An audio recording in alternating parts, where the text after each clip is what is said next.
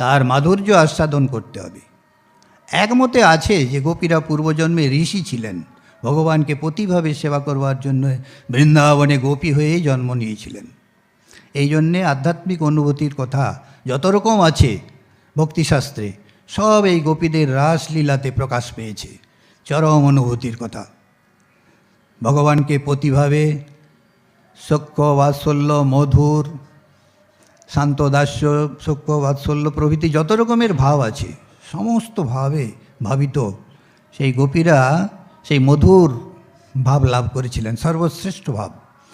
তো বলছেন পরমহংস শিরোমণি সুখদেব সেই অমৃতময়ী কথায় রাসলীলাতে বর্ণন করেছেন।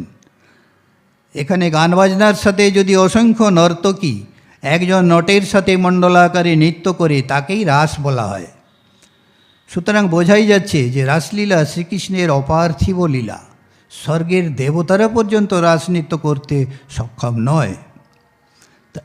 মোক্ষ কারণও সমগ্রং ভক্তিরেব গরীয়সী, শঙ্করাচার্য বলেছেন মোক্ষের কারণ সমূহের মধ্যে ভক্তি হলো সর্বশ্রেষ্ঠ। তো সেই ভক্তি পাওয়া যাবে এই গোপীদের, শিরাধিকা প্রমুখ যে গোপীরা, তাদের জীবন থেকে। তাই রাসলীলা স্মরণ মনন করা আমাদের উচিত। তো বলছেন যে অপ্রাকৃত প্রেমময়ী লীলা, এই জাগতিক স্ত্রী পুরুষের